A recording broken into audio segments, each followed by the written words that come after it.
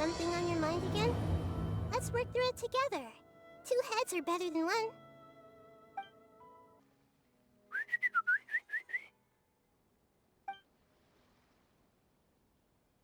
Hey, little birdie. Don't feel down. Come and perch on my shoulder. Don't be shy. I'll show you around town. Really? No wonder they never pay attention to me. Forget it. I probably shouldn't be anthropomorphizing them anyway. Haven't seen you in some time. To which one of the Animo Archons wins do I owe the honor? Oh, is this your way of saying that you missed me? Since it wasn't meant to be with this little birdie, I'd better leave it alone. Let's take a walk, shall we?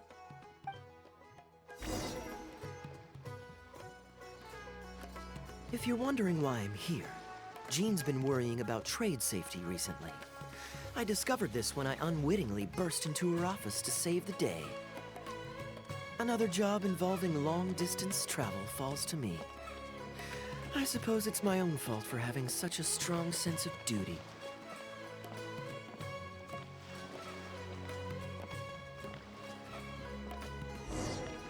Still, on the bright side, business is now taken care of.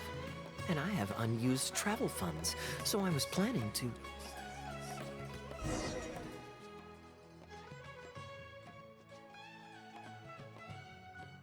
Gundafar, we are in the middle of a war. Your place is at the front lines by my son's side. Pray tell, what provokes your unwarranted return to the palace? A matter of utmost importance, Your Majesty, such that I must personally report it to you. Huh. Outdoor theater. Looks fun.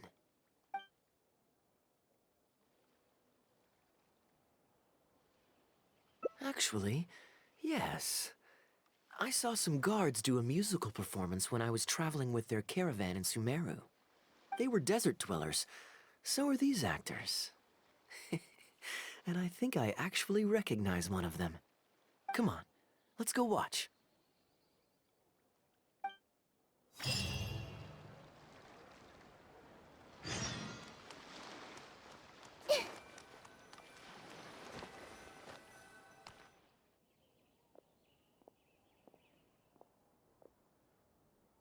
Your Majesty, not only has God bestowed the throne upon you, but your beloved son, Prince Kubad, has led our brave warriors to victory against Frasyav's army. His men have laid down their arms and fled. Frasyav's brazen ambition is no more. He has bowed his head and now presents to your Majesty an offering of treasures and hostages, as well as a plea for peace. My king, this battle has finally restored the dignity of our people. Moreover, with Frasyav's offer of land comes the opportunity to expand our borders, as your Majesty so greatly wishes. His Highness the Prince and I believe this peace settlement will be a great boon to our nation. It is for this reason alone that I have removed my armor and made haste back to our halls from the front lines. My king, what say you to this proposal? Ah, it's the tale of Prince Kubad. Ever heard this one? Don't worry, I still remember the general plot. Let me fill you in on the background while the king deliberates. The main characters are the brilliant Prince Kubad and his war-hungry father, King Kabus. The one talking to the king right now is Gundafar, the prince's tutor. When the prince was young, the king was deceived by a malicious rumor that the prince had mistreated his stepmother. He demanded that the prince walk through a blazing fire to prove his innocence. Miraculously, the prince emerged unscathed, thus proving his innocence. But the seeds of doubt had already been sown in the king's mind. Now uneasy in the presence of his mistrustful father, the prince requested to be sent away to the battlefield where he would fight against Frasyav's army. That's the enemy general we heard them mention just now. This is the part where the prince has won the war and decided to forge a peace with the rival nation. He wrote a letter recommending peace to his father. Oh, it looks like the king's made up his mind. Let's keep watching. Frasyav lost because he did not have the blessing of God. Our God will always watch over us and punish our enemies. Once the bells of war have begun to toll, they shall not cease until the blood of our enemies fills the land. There can be no victory until the last enemy soldier has fallen.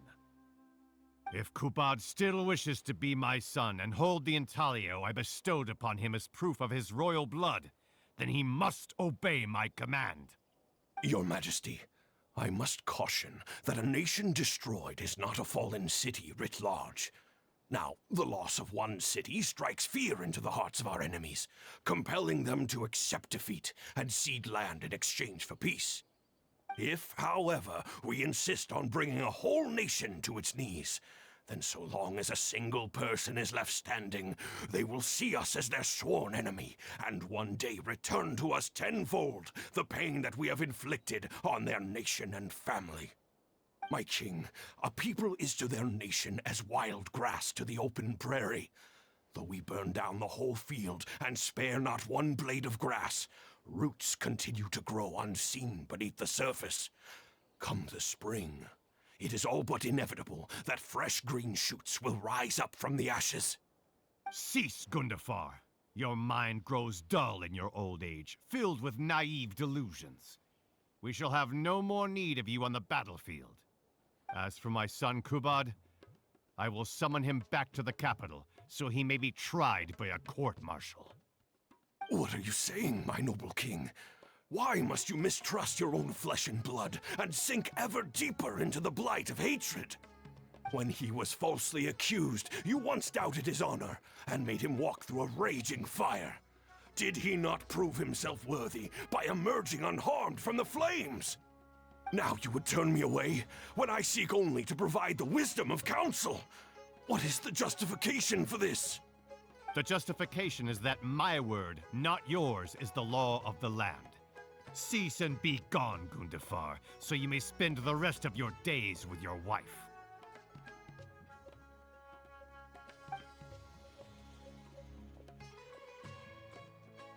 What has become of the king that I served with my life? Fanaticism has robbed him of all reason and wisdom. Peace is surely the most favorable path for our nation, yet he refuses to accept it. I must think of a way to seize control of the army back from the hands of my wayward son, that they might continue the fight to the end. Perhaps the first task should be this. I shall send a loyal contingent of warriors to eliminate Frosyav and the hostages he has sent to our palace. Brilliant acting, Darbil. I saw you approaching us in the middle of the scene. I was worried that my performance would be subpar and you'd think I was just making a fool of myself. Not at all. Far from it. Actually, let me introduce you. This is Darbil, the actor for King Caboose. When we first got to know each other, he was still a guard for one of the merchant caravans. Seems like he's now made the switch to full-time acting.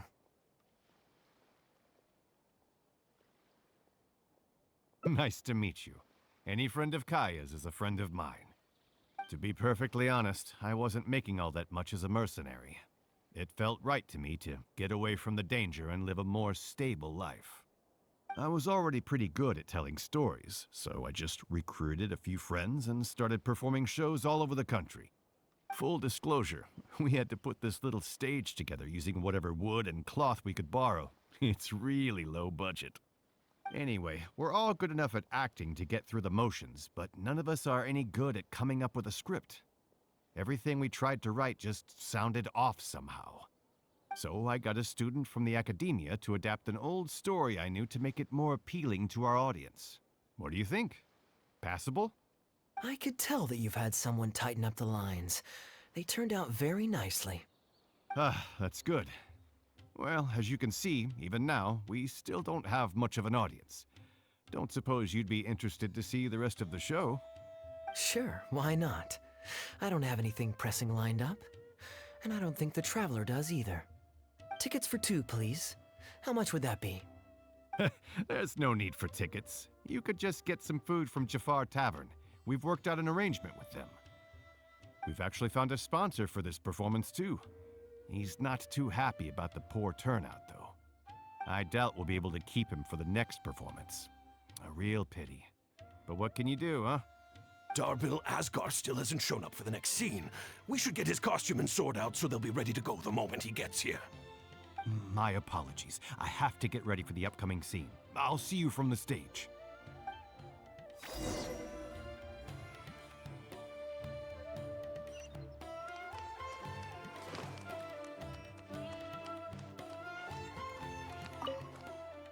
Would you two like to order some food? What can I get you? If you're looking for recommendations, today's special is the tandoori roast chicken. Ah, bear with us a moment. We're just going to take a look at the menu. I was at Port Ormos discussing some business opportunities, and some crook was trying to pull a fast one on me. Darbil took pity on me and politely asked him to make himself scarce. He's a good guy. A decent storyteller, too. Quite an interesting character. There's a lot of fun to be had if you hang around interesting people doing interesting things. Especially if you're in the company of an interesting friend. That's my secret formula for staying in a good mood. Try it out sometime. You'll see what I mean. Thanks for waiting. We're ready to order now. We'll take you up on that tandoori roast chicken. And let's throw in some desserts, too. One each of the rose custard, that tulumba, and the patisara pudding, please. That should see us through the show.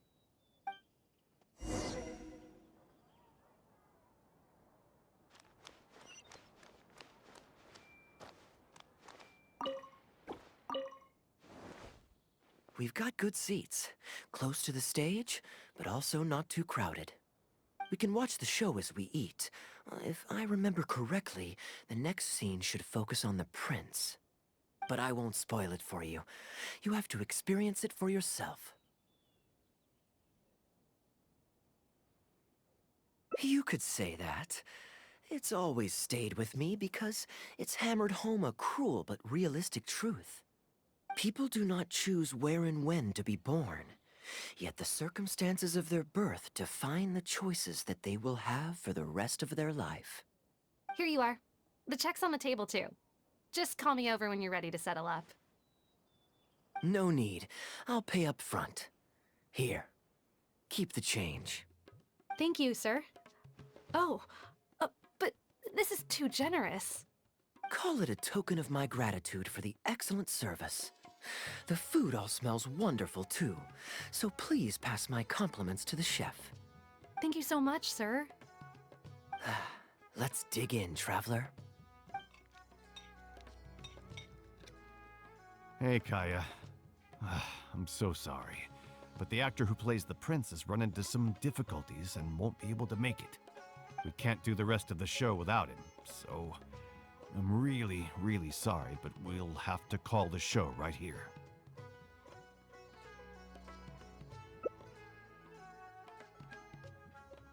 Ooh, that would be fun. I wouldn't say no. Darbil, would you lose any income if I were to mess this up? Not really. I mean, there's not much of an audience here anyway. I wouldn't want to take too much of your time, though. Don't worry about that. I like to be spontaneous now and then. Spice things up a little. Let me think. Well, you already know the story, so you just need to memorize a few lines. Huh, you know what? This might actually work. Ah, wait, but Kubad has a specific costume he's supposed to wear, and there's no way you'd fit into it. Switching actors is one thing, but wearing street clothes on stage would really ruin the immersion. Yeah, I don't think this is gonna work. Well, good thing that I've actually got a costume with me. It goes pretty well with your stage, too. You're kidding. Can you show it to me? Sure. If you can show me the way to your changing room? It's in the restaurant. Follow me.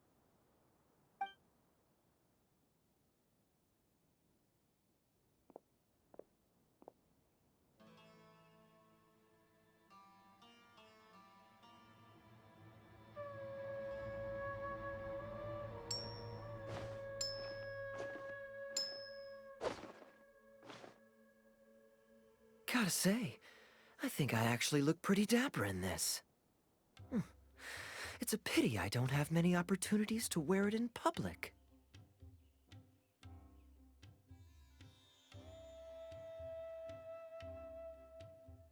Uh-oh, not a fan of me as a prince? I'll have to act my heart out so you'll be too dazzled to make any digs. Kaeya, here's your script for the next scene. It's not too long, but you also don't have very long to prepare. Do you think you can memorize your lines in time? Only one way to find out. Okay, I think we've covered all your lines and movements on stage. You haven't had long to prepare, so don't worry about forgetting your lines. We'll remind you. All right, I'm good to go. Great.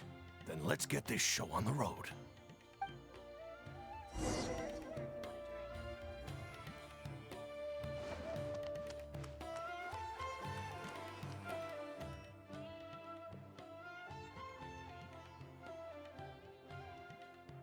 General Kubad, son of Kabus, the fate of this battle is clear. I beg you, please spare my few remaining men. They no longer have the strength to fight back. Frasiav, though you now lead only the husk of a once mighty army, I have no desire to crush your dignity. Even your most savage warriors have no desire to see further bloodshed, and none among your ranks have opposed these peace talks. Nevertheless, I must hear it from you one final time. General Frasiav, do you agree to sign a treaty in good faith and commit from this day forth to peace between our nations? With my army in ruins, I am in no position to do otherwise. But on this, I can give you my word. Yes, let us end our hostilities and send our surviving men home to their families. We share the desire to lay down our arms for good and liberate our hearts from the dirge of hatred. Then as God above is our witness, by the authority vested in me by this intaglio of King Kabus, I hereby declare that I will spare your hostages and what remains of your army. May peace be restored to this land, and may these fields of war become a place where crops grow aplenty. My tutor, Gundafar, has already made haste to my father, the king, with the recommendation of a truce. It is my sincere hope that he will see that peace as a path to prosperity and grant me his blessing. Prince Kubad, your name is renowned throughout your land and ours. I will place my hope in your words. One will find on a battlefield no master of ceremonies, nor the paper on which a treaty may be signed.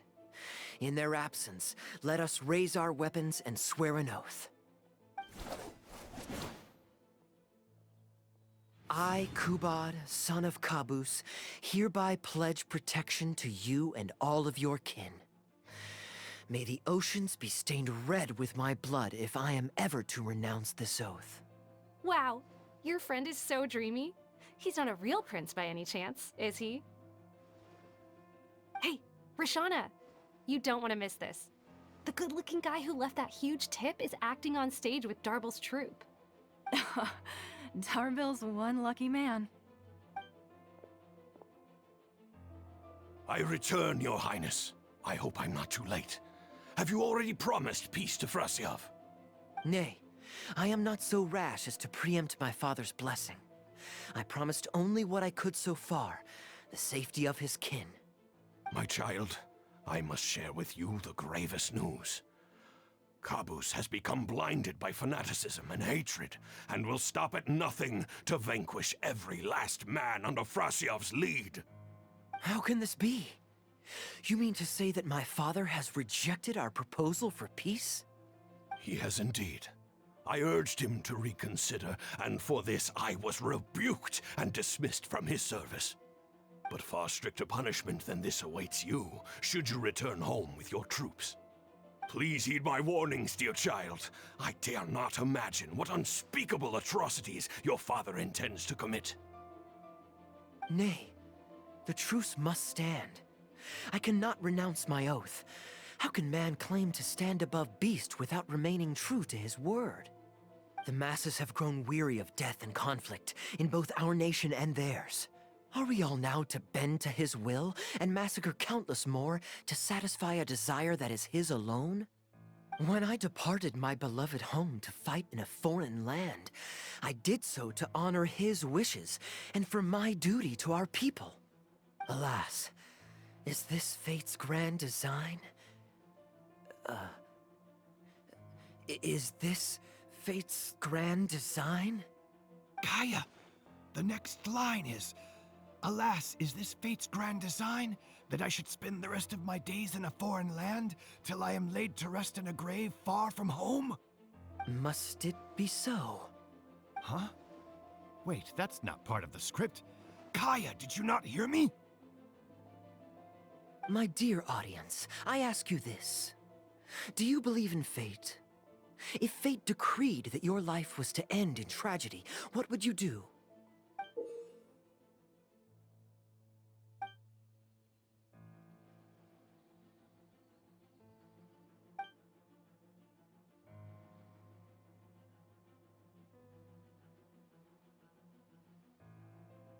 Oh? Then so must it be. Yes, so must it be. I shall discard this intaglio and rid myself of the shackles of fate. Wait, but that's not... My dear prince, do you intend to betray your father and abandon your heritage? Fate means to send the machinations of war to every corner of the land, to fan the flames of conflict till they engulf the entire world. Fate would see my sword tainted with the blood of innocence, that the bright banner of my homeland might fly in every nation known to mankind. But I shall not bow to the will of fate. I am no pawn in heaven's plan. Bravo! Where did this guy come from? Is he one of the new hires? Hey, shut up! Stop interrupting. I, Kubad, will spend the rest of my days in a foreign land, till I breathe my last in a place far from home. Oh, at least he brought it back in the end.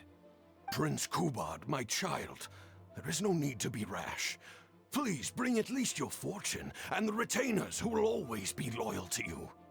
Gundafar, my dear mentor, you have always been like a father to me. It brings me only anguish to bid you farewell. But I must walk this path, or freedom dies by my hand. Goodbye, my tribe and kin. Farewell, sweet land of my birth. Goodbye, my child.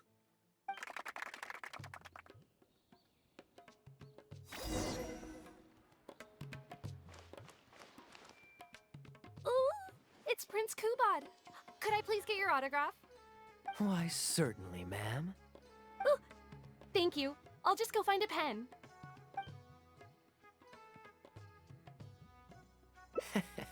Feeling more like a fan now? Acting is quite fun. If there ever came a day when I left the Knights of Favonius, I think I might go into acting full-time. Darbil, could you introduce me to this young man? My apologies, Master Toos. I somehow missed you in the crowd earlier. I was some distance away.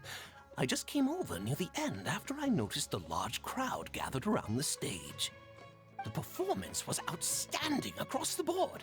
I knew that the poor turnout over the past few days was just bad luck. It was only ever a matter of time before you hit it big. The improvised section was particularly good. I think you could include some improvisation as a staple in future performances. As for the prop he threw, no need to get it back. It's fairly cheap anyway. Thank you, sir. And a big thanks also to our wonderful prince. Had Kaeya not agreed to fill in, we might have disbanded right on the spot. Kaeya, was it? Well, young man, I must say you've made quite the impression on me. My caravan is always loaded with the finest food and wines. You're welcome to visit at any time. Thank you for the invite, sir, but I'm afraid I've reached the end of my time at Sumeru. I'm sure that my friends and family in Mondstadt must be missing me terribly. Well then, consider it an open invitation. Once you've been bitten by the travel bug, my friend, you'll be getting itchy feet again before too long. My door is always open. If you're ever interested, please ask Darbil to reach out to me. Darbil, We can continue discussions on the sponsorship once you've wrapped up today's show. I'm going back to the inn. Thank you so much, Master Toos. I'll see you shortly. Seriously, Kaeya, thank you for bailing me out again. You're a good guy. May the gods bless you. You know, you should stay for a few more days. I owe you a meal at the very least. Darbil, Asgar is back. He lost track of time playing Genius Invocation TCG. You've got to sort him out. Genius Invocation again? Ah, that does it. That kid's not getting away with it this time. Please excuse me, Kaeya. I will be right back. Sure, there's no rush. Okay, I think they're all gone. Let's slip away now while we can.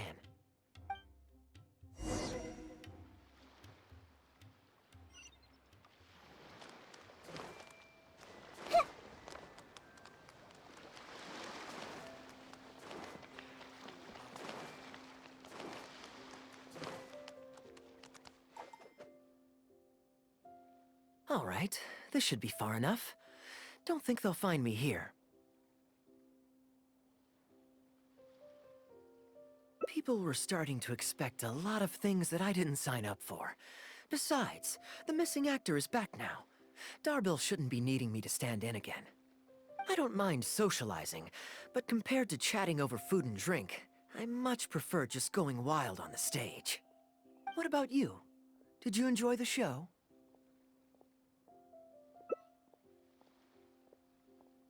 Oh? I was expecting a lengthier critique, but you've thrown the question right back at me. Sneaky. All right, I'll rise to your challenge. Let me think. All the world's a stage, and all the people merely players. Does that answer your question? Perhaps there's an inept god out there deciding everyone's fates, much like the academia student drafting Darbil's scripts. Yeah. Inept is a good word for it. Honestly, it might even be a little too civil to describe a god who turns fathers against their sons and is bent on endless warmongering, don't you think? Anyway, that's exactly why actors need to wake up and realize they don't have to follow the script.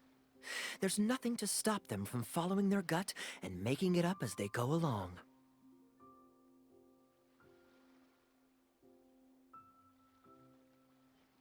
Oh, my dear traveler, please don't take me too literally. I don't want you to get the wrong idea.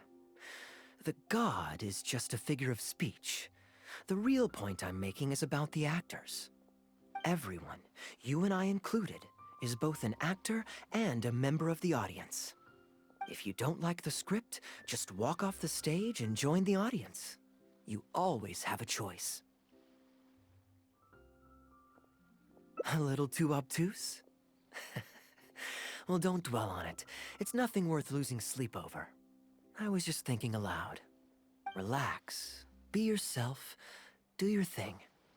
That's all I'm really trying to say. When I did my little bit of audience interaction back there, you had no time to prepare. You had to just say what you thought in the moment. I think those spontaneous thoughts are often the most authentic. And that's why I liked your answer. You're still holding on to the intaglio I threw you from the stage, right? Keep it. Think of it as a souvenir from my improvised performance. It's been the most fascinating day, hasn't it, little birdie?